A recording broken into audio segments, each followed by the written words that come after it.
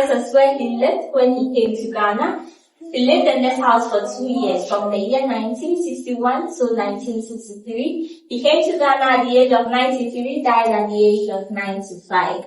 This house was gifted to him by the first president of Ghana, who was the one that gave him an invitation to move to Ghana to work on an encyclopedia project. So that was Dr. Du Bois's main reason for moving to Ghana. And upon coming to Ghana, this whole house and its compound was gifted to him. And then also, this room we are in was the office of his second wife, Miss Shirley.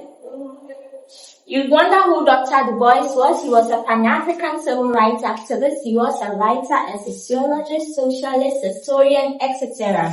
Dr. Du Bois was born on the 23rd of February 1868 in Rains, Barrington, Massachusetts. He lived there with his mom because his dad had left him when he was just 2 years old. Dr. Du Bois had his first degree as Fix. From Fix, he went to Harvard.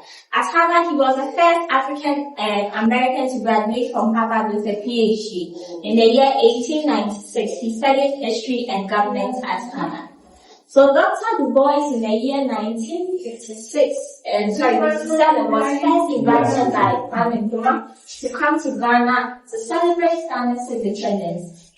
So Dr. Du Bois couldn't make it to Ghana in the year 1956 because his passport was withheld from him for 6 years, preventing him from traveling outside his country. So what's the reason behind that? I'll explain about this. Okay.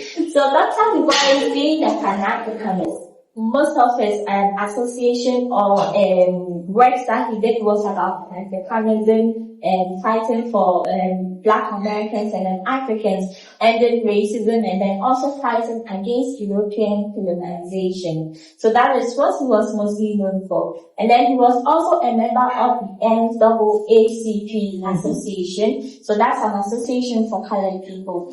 And back then in the during Dr. Du Bois's time, he was part of the U.S. government. Let's say he was kind of a politician or was a leader there. And then being a member of such, or having such a position, and then fighting for Africans, fighting for Black Americans, being in an association that was fighting against something that they were doing to Americans, seemed like something that Dr. Du Bois was doing to hinder them. So because of that, they had to do something to stop him by taking his passport for 6 years. So if we take your passports, you can't travel outside the country to continue whatever that you are doing. You still remain in the country, and then literally you just give up on whatever you are doing. But that's never stopped Dr. Du Bois' passport, rather something that encouraged him the more. Yes, so that was why Dr. Du Bois couldn't move to Ghana and his passport was withheld. Okay.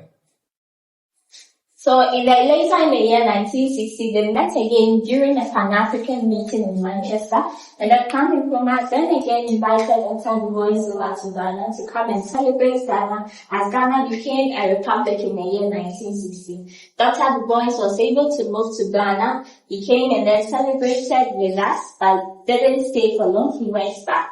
Later, in the year 1961, that was when Dr. Nkrumah informed Dr. Du Bois about having funds to post him when he comes to Ghana to work on this encyclopedia project. Dr. Du Bois was able to move to Ghana in the year 1961, and then upon coming to Ghana, he came along with his second wife, Miss Shirley. Now, work on the encyclopedia was something that Dr. Du Bois had already started way before moving to Ghana. He did this in the year 1903. It was a project he had already started, and then he didn't publish it himself. It was published by two people from Harvard, Henry Louis Gates and then Kwame Anthony Appiah. So they were the ones that came to publish Dr. Du Bois's work, since he couldn't publish it before that. We have it in the room there from where we are going to take a look. Yes. Okay.